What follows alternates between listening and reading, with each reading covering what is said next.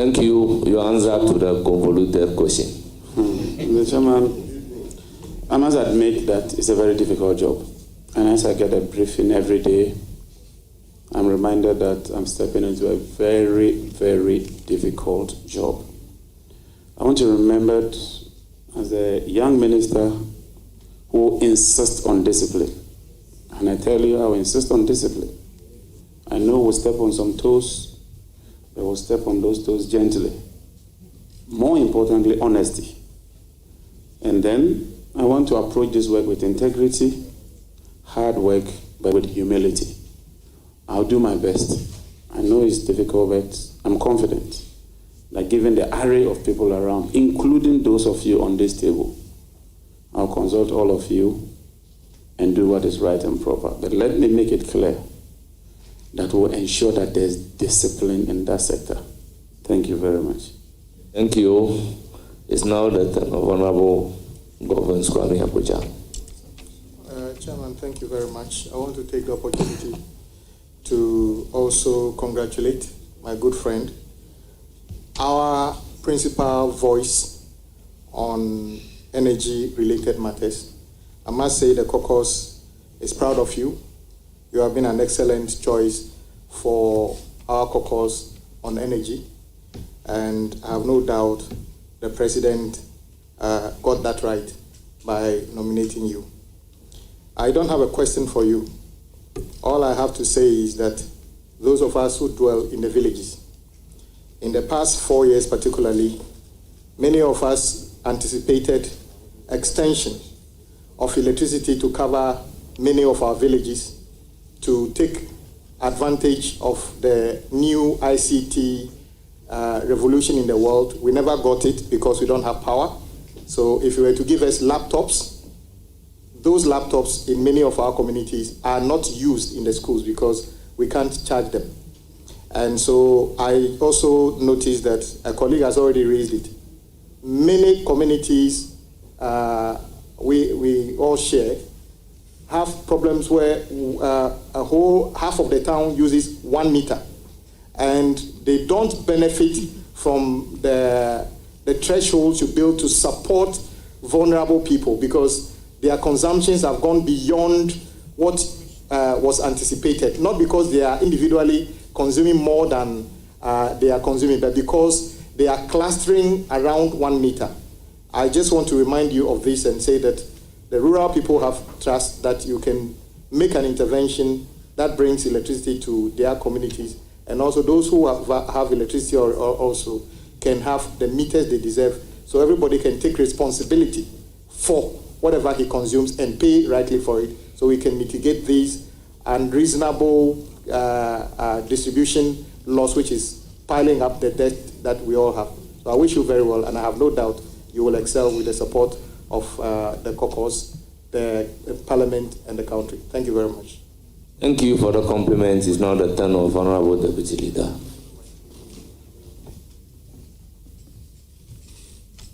Very much, Honorable Jinapor, and I wish to take this opportunity to congratulate you for your nomination as the Minister Designate for Energy. I'd like to commence this interrogation by going through your CV on item number 6, item number 6B. I noticed that you've been the chairman for Nuclear Energy Program Implementing Organization. As a minister designate, I know that you have been adequately informed about the progress so far made in trying to introduce the use of nuclear power in the country.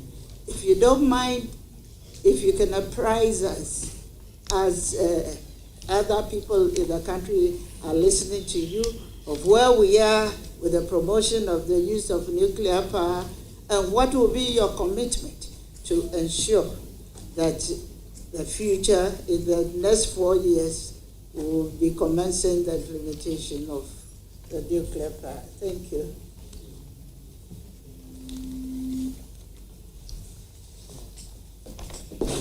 It's now the turn of Honorable Deputy Majority Leader. Please provide answer to the question. Thank you. Question. Okay. Thank you. Deputy Leader, it's true, I chaired NEPIO.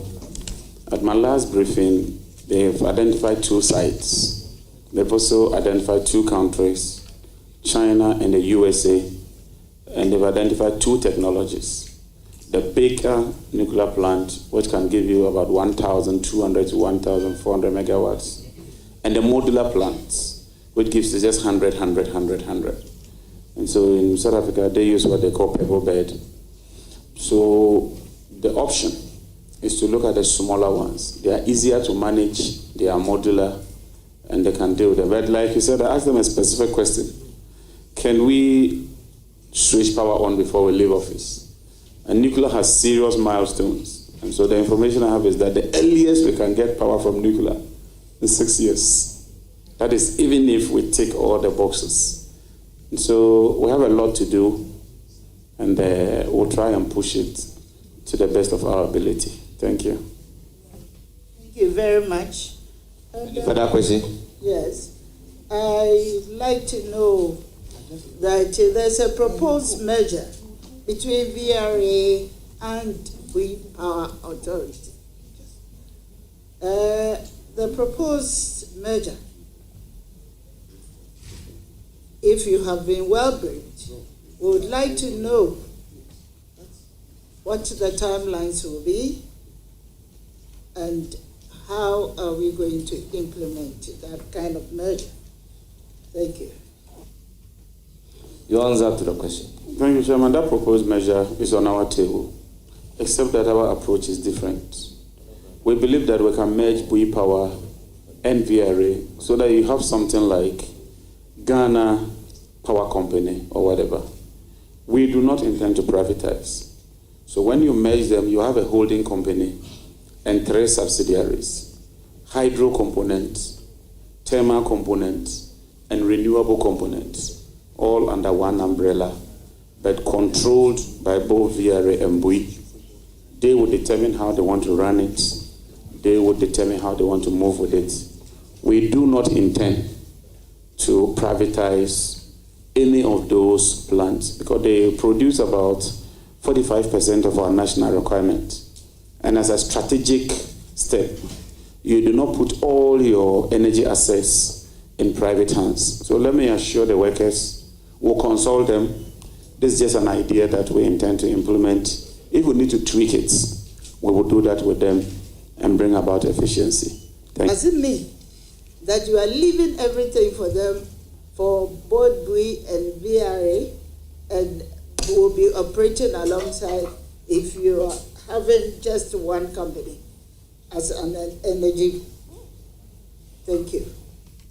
What we intend to do is to consolidate them and then increase specialization and efficiency. Because there are some hydro people at Bui, there are some renewable guys at Bui, there are some hydro people at VLA, they are also doing renewables. So why don't we bring all the renewable people under one umbrella so that their expertise is renewables, especially as the ministry's mandate focuses more on green transition.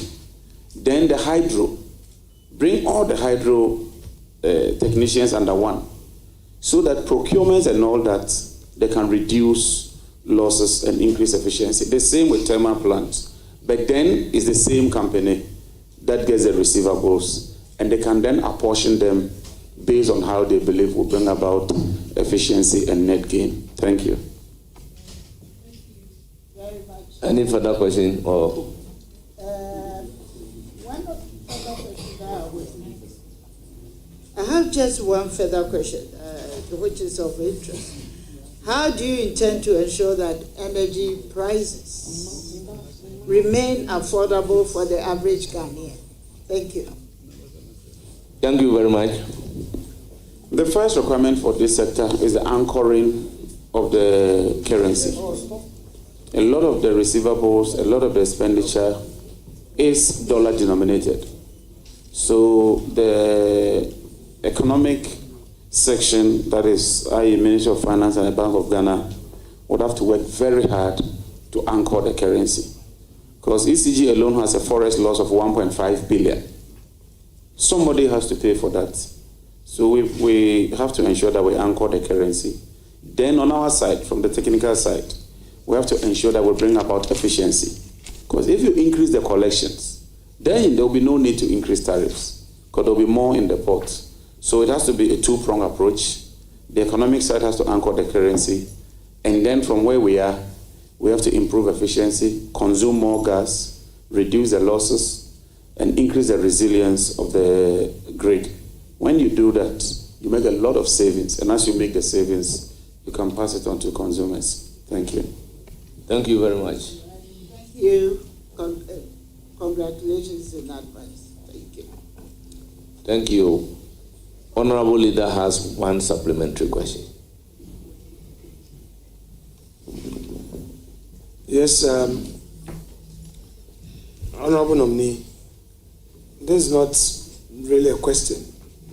You had made a point earlier that ENI Vitol dispute, Ghana lost the case. I just wanted to get a clarification whether perhaps you slipped or I didn't hear you correctly. Because I know for a fact that in that international arbitration, the tribunal dismissed the 950 million claim against GMPC and Ghana. So I just wanted, for the records, maybe I didn't hear you right in your earlier response. Chairman, ENI went for two reliefs.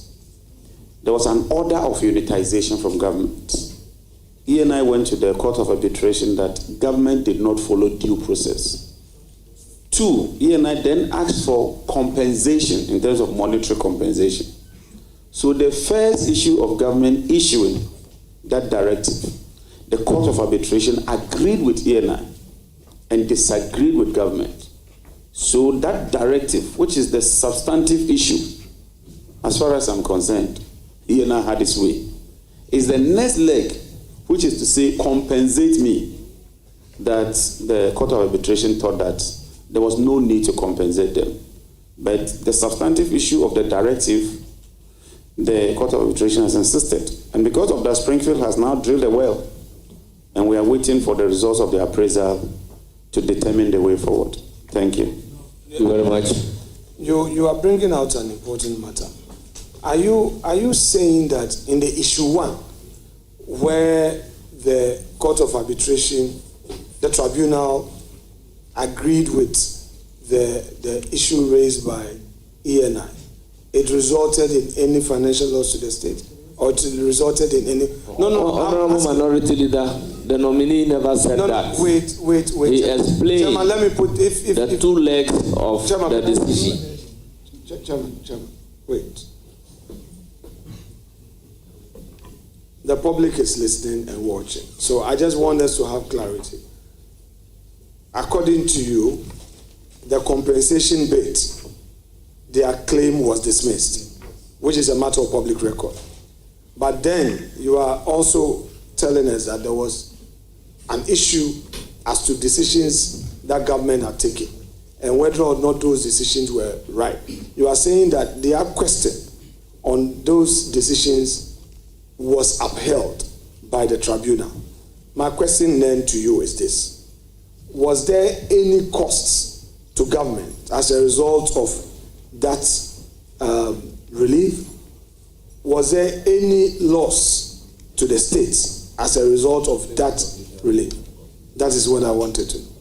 So in simple terms, the only loss would be that the state was directed to make some payments in the respect of legal matters.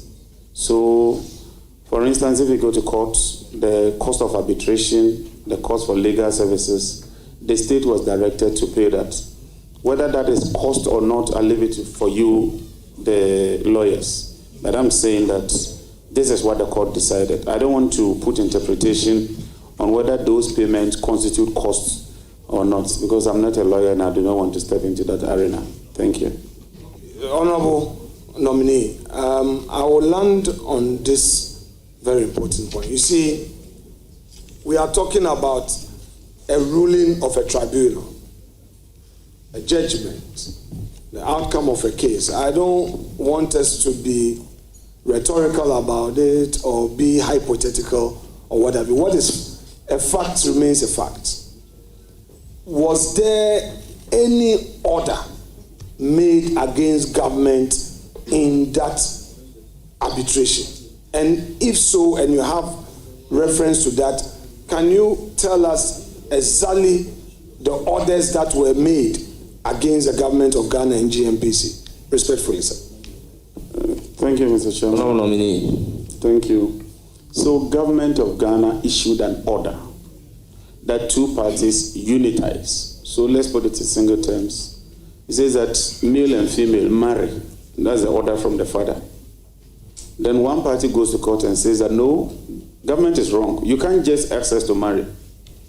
You are jumping the gun. And arbitration upheld that and says the government was wrong in asking the two parties to marry or unitize. That's all. It's as simple as that.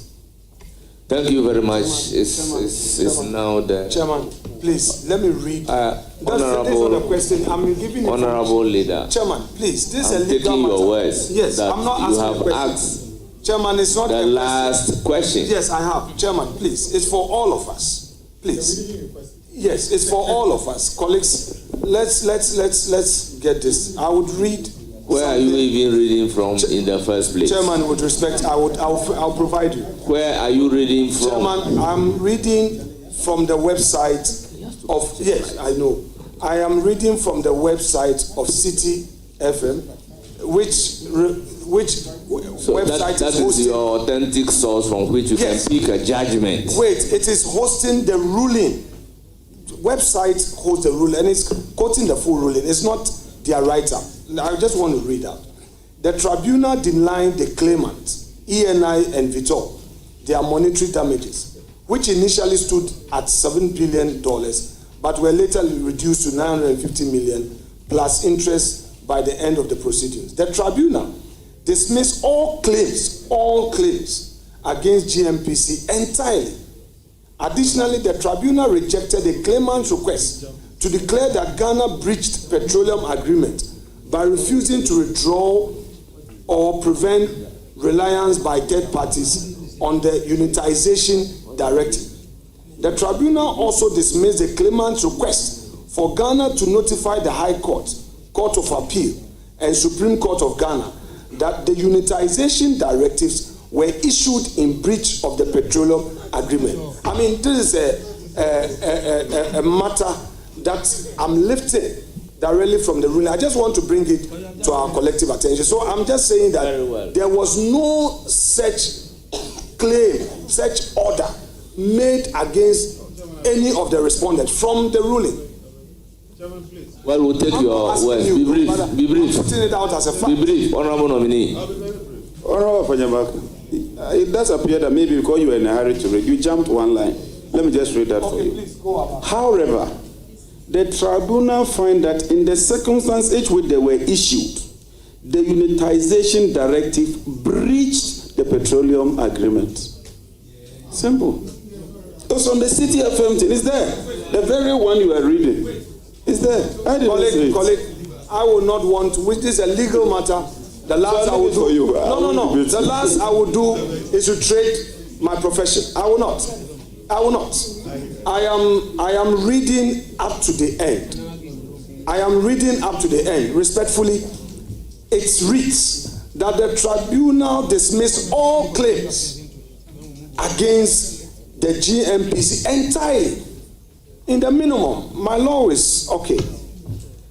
Additionally, the tribunal rejected the claimant's request to declare that Ghana breached the petroleum agreement by refusing to withdraw or prevent reliance by third parties on the unitization directives. The last paragraph, and I'm not running away from any paragraph. I wouldn't want to put my reputation on the line on this. The last paragraph reads, the tribunal also dismissed the claimant's request for Ghana to notify the High Court, Court of Appeal, and Supreme Court of Ghana that the unitization directives were issued in breach of the petroleum agreement. Benjamin, thank you very much for the education. Once you give me the nomination, I'll consult the Attorney General. The Attorney General will guide me. Thank you very much. Thank you. Thank you very much. In the midst of the disagreement, I'll give the opportunity to Honorable Ayarika to read what is also having. Please go ahead and read. No, it's not about opening the Pandora's box. Why? He's read something he claims to be the outcome of the litigation. This is the report. It says that Ghana has suffered a setback in an international arbitration case concerning its attempts to unitize offshore oil fields, but avoided potentially significant financial damages. So there were two issues. Ghana sought to get them to unitize, and in that respect, Ghana suffered a loss because the court did not agree with